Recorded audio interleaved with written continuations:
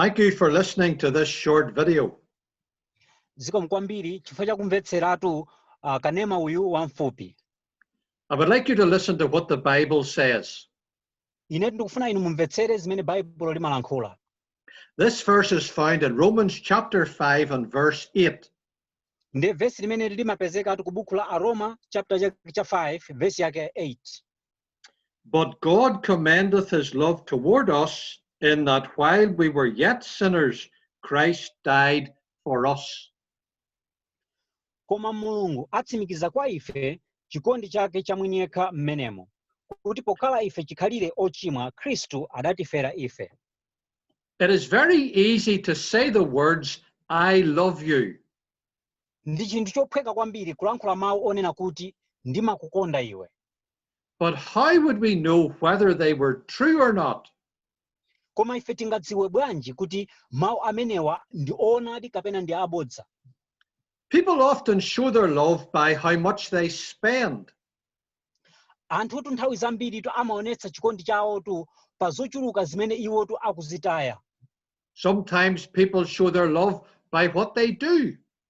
Nthawi zina anthutu amaonekatu amaonetsa chikondi chawo pa zimene akuchita zochuluka.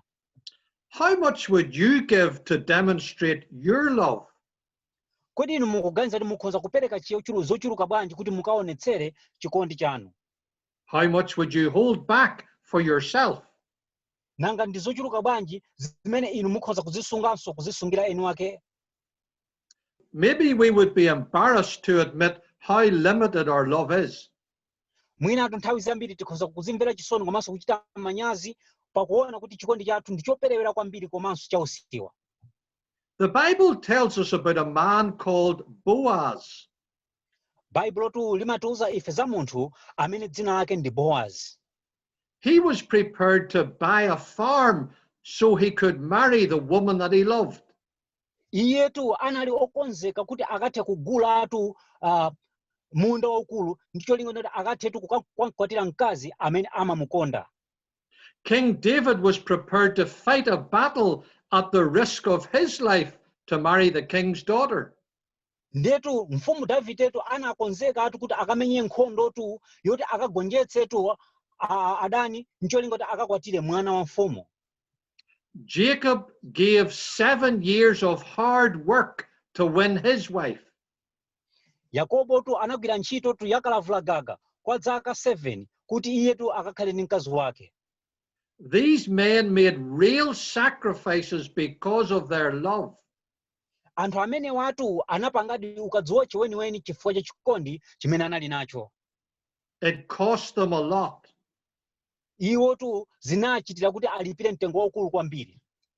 But the cost was very small compared to the love of God.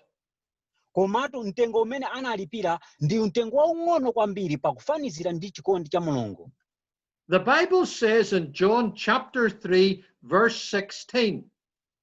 Baibulo limanena chonchi ku Yohane chapter 3 ndi mayake 16. God so loved the world that he gave his only begotten son. Pakuti Mulungu anakonda dziko lapansi kotero kuti anapatsa mwana wake wobadwa yekha. God gave his everything when he gave his son. Mulungu tu anapereka zake zonse pamene anapereka mwana wake. He held nothing back.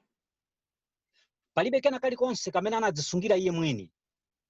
He gave him to a life of poverty and loneliness. Iyetu anamperekatu ku moyo tu wa umphawi komanso moyo tu wa undekha. But he gave him to the suffering and death of the cross. Koma iyetu anamperekatu zovutika kapena zovutitsa za mtanda komanso imfa ya pamtanda. This is what the Bible says in 1 John chapter 4 and verse 9. Izitu ndi zimene Baibulo limafotokoza ku Yohane chapter chake cha 4 ndi mayake 9.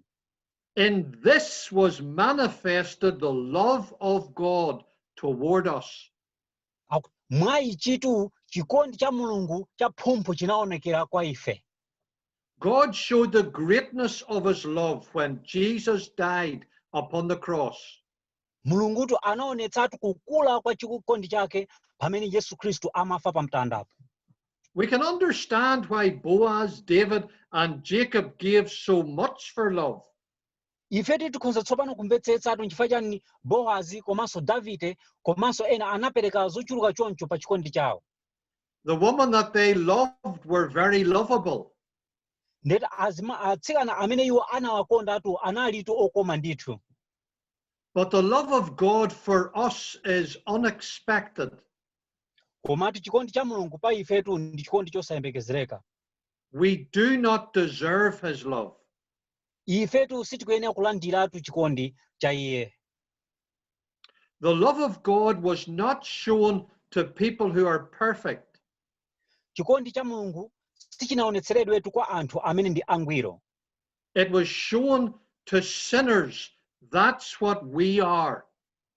Chinaonetseredwa kwa ochimwa. Ichitu ndi chimene ife tili. His love was shown to those who often enjoy sin. Chikondi chake chinaonetseredwatu kwa anthu amenetu nthawi zambiri amasangalala ndi uchimo. To people who are impure and selfish. Kwa anthutu amenetu ndi opanda ungwiro komanso anthu odzikonda.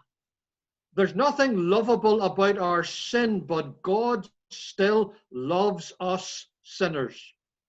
Palibetu chinthu china chonse chokomatu chokhudzanatu ndi uchimo wathu, koma Mulungu amatikondabetu ngakhale tili ochimwabe. He loves us that he might lift us out of the dirt of sin. Iyetu anatikonda ife kuti akathetu kutivula ifetu mmatopetu a uchimo. That he might forgive our sins and cleanse us. Kuti iyetu akatikhululukire uchimo wathu komanso akatisambitse ife. That he might save us from sin and from eternal judgment. Kuti akatipulumutse ife kuchokera ku uchimo komanso tu kuzotsatira za uchimo zimene ndi zamuyaya. And he has shown this when the Lord Jesus died upon the cross. Ndipo iye anaonetsera zimenezi pamene Ambuye Yesu Khristu anafa pa mtanda. Turn to him in repentance and faith. Tembenukirani kwa iye mu tsiku la lero ndipo inu mukalape komanso ndikuyika chikhulupiriro chanu pa iye. Trust in his Son and you will be saved. Daliranitu ntchito ya mwana wake ndipo inu mudzapulumuka. God's love is great and so is his salvation. Ndi chikondi cha Mulungu ndi chachikulu kwambiri pameneponso chipulumutso chake ndi chachikulu. And you can have it when you trust in his Son. Nde inutu mukhoza kuchilandira chimenechi pamene inu muyika chikhulupiriro chanu pa mwana wake. Thank you very much for watching. Zikomo kwambiri chifukwa cha kuonera kwanu.